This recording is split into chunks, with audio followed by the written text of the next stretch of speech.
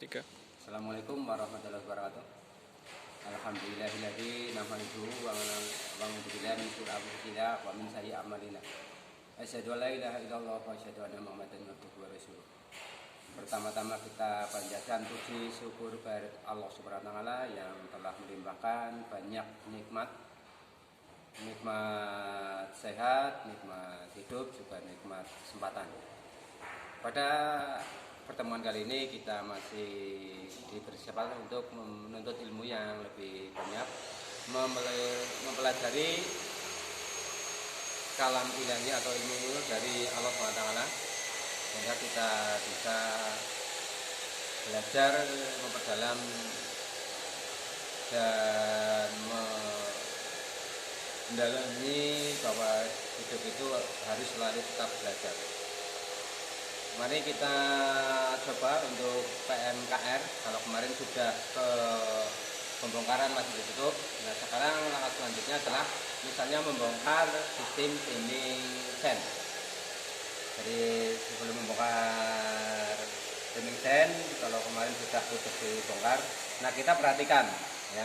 Jadi yang tanda kuning satu, misalnya tanda di sini rantainya kuning. Nah, ini nanti di PPTI, di sini juga ada tanda kuning lagi.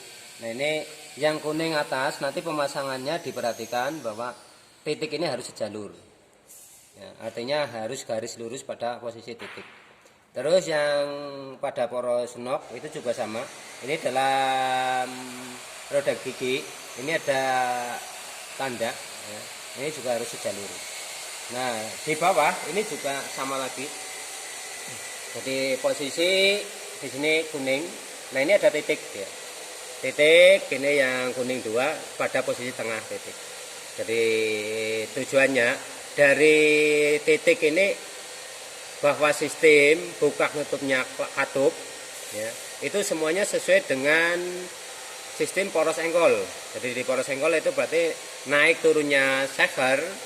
Jadi misalnya saat terjadi kompresi, berarti kan shaker itu sedang ke atas atau TMB ke TMA.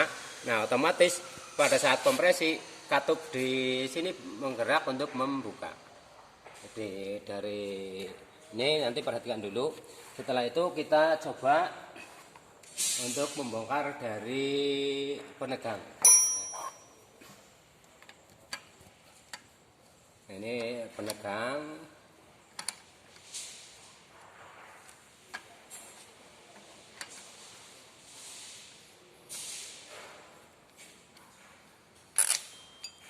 Ini penegang kita lepas. Nah, ini berarti terus ini juga penyetel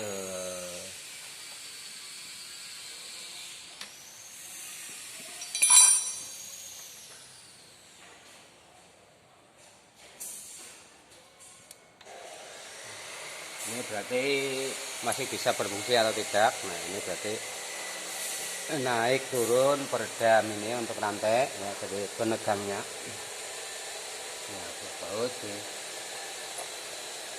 Setelah itu kita coba untuk rantai sudah bisa dilepas atau belum. Nah, ini masih ada peredam pada bagian bawah, kita juga lepas lagi untuk penegang bagian bawah.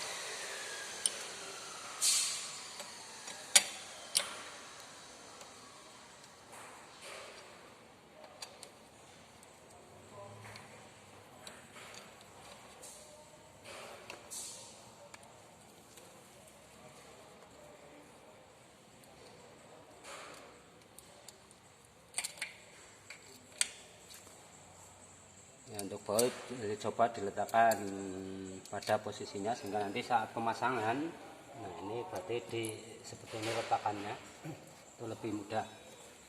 Nah, ini rantai posisi sudah kendor. Nah, ini masih menyulitkan, kita coba lepas lagi.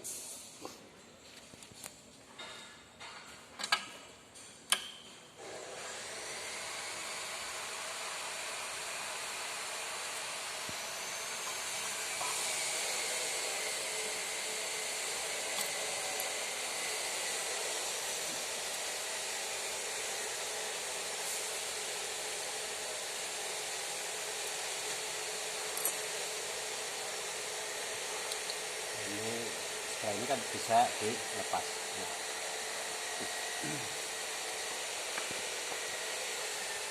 Nah, nanti kalau sudah lepas ini, pada bagian sistem cleaning chain kita membongkar pada bagian atas, ya. Bagian atas. Misalnya kita lepas dulu yang saluran intake. Jadi baut saluran intake kembali lagi, berarti secara menyilang dari luar secara keseluruhan tapi menyilang.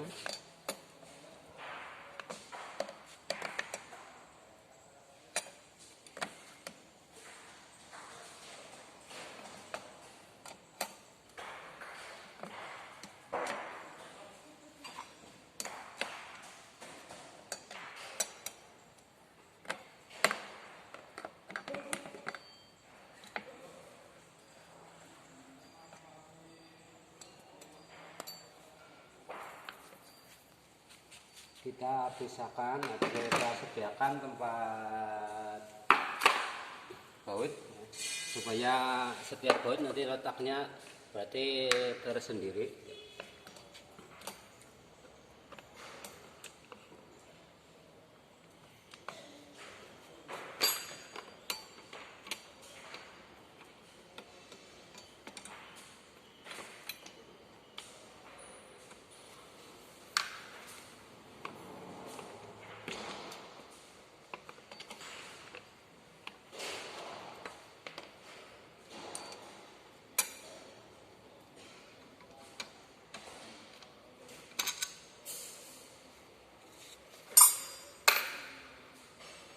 Ini untuk aliran injektor atau nozzle, saluran untuk bahan bakar kita juga lepas.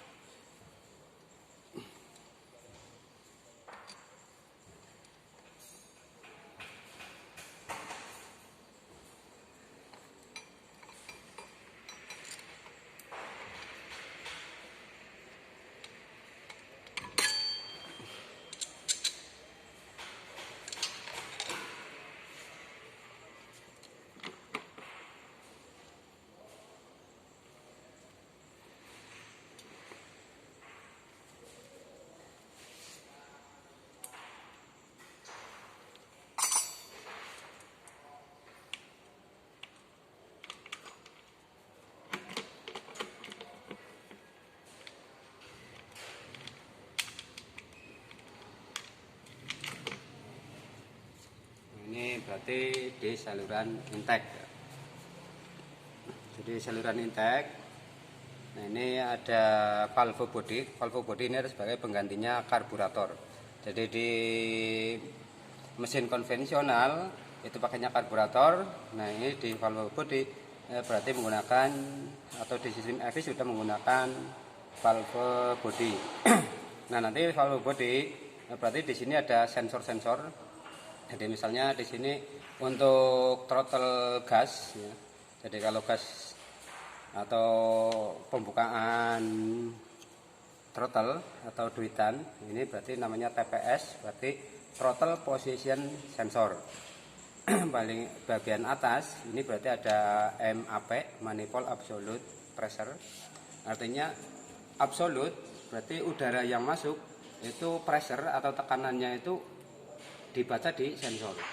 Nah ini berarti sensor ini kalau tekanan udaranya kok harus tinggi karena konsumsi di intake dibutuhkan banyak udara, berarti MAP membaca. Nah, jadi kalau throttle itu dibuka, otomatis udara yang masuk itu juga dibaca berapa pressure atau tekanannya. Jadi di sini TPS, throttle position sensor, dari throttle-nya buka. Nah, bukakan ini menyebabkan udara itu semakin banyak yang masuk. Nah, udara yang masuk itu dibaca di MAP, manifold absolute pressure. Absolute berarti pressure, tekanan absolute itu berapa.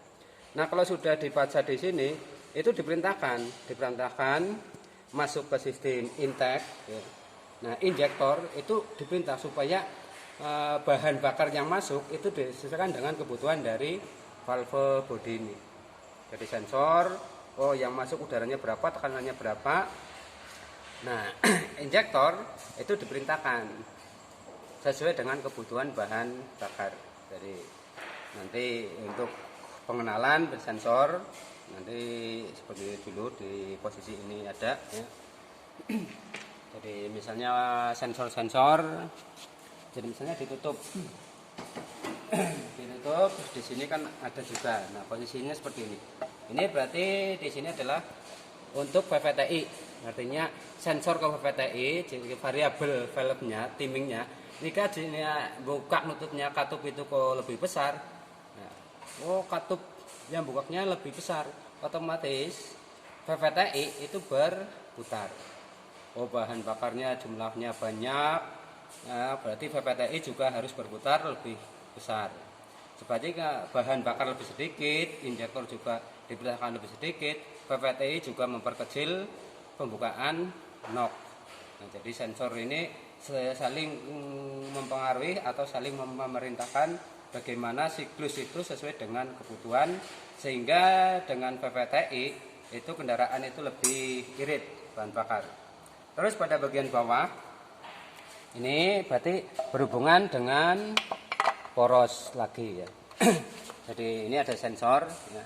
Sensor, nah ini misalnya poros engkol ya. Poros engkol nanti ya dibaca, berarti di sini bagaimana poros engkol berputar ini dibaca di sensor ini.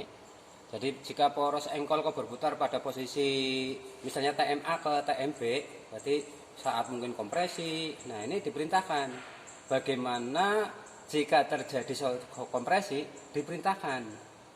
Nah, injektor harus menyemprotkan, pengapian diperintahkan setelah itu terjadi proses pembakaran. Nah, berarti sensor ini memerintahkan bagaimana dari poros engkol membuka tutupnya sistem VVTi, terus memerintahkan bagaimana di intake manifoldnya itu harus bekerja lebih banyak atau lebih sedikit.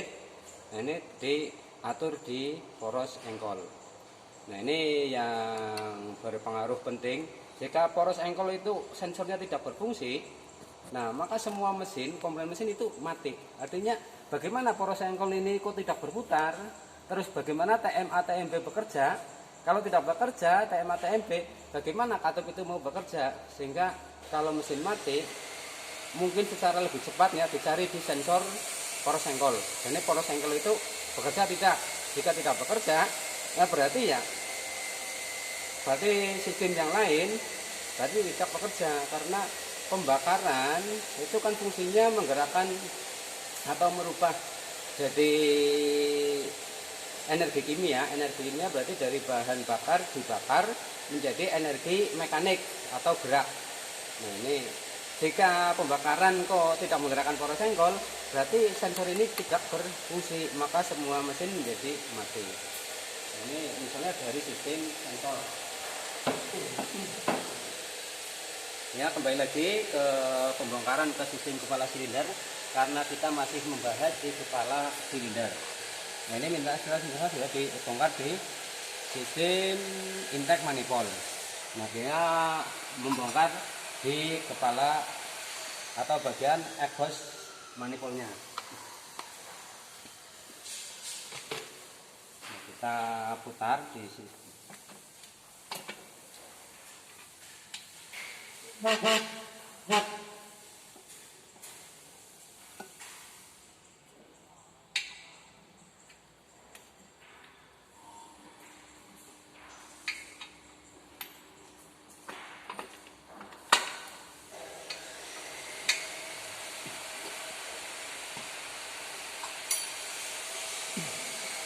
Kita lepas di baut.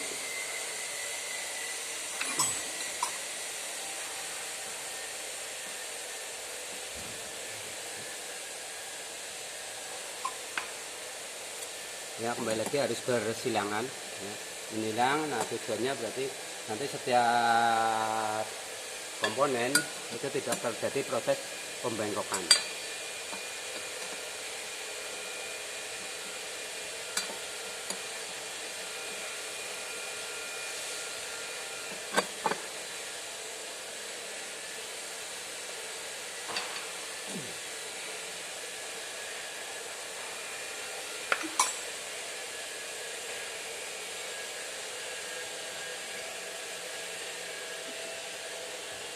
kita kembali lagi untuk pemisahan di baut.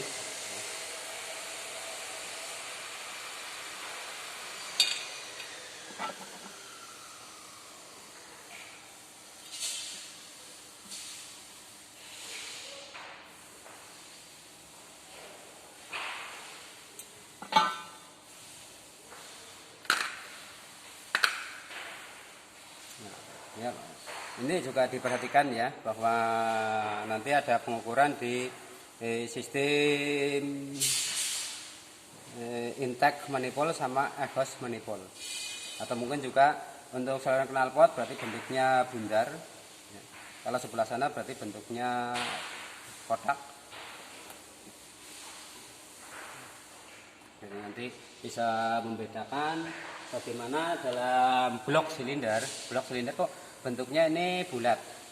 Nanti berarti ya kalau bulat atau seperti ini berarti untuk saluran buang.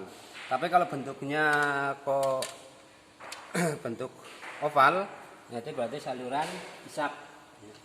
Jadi dari saluran saja kita bisa membedakan mana yang tempatnya isap, mana yang buang.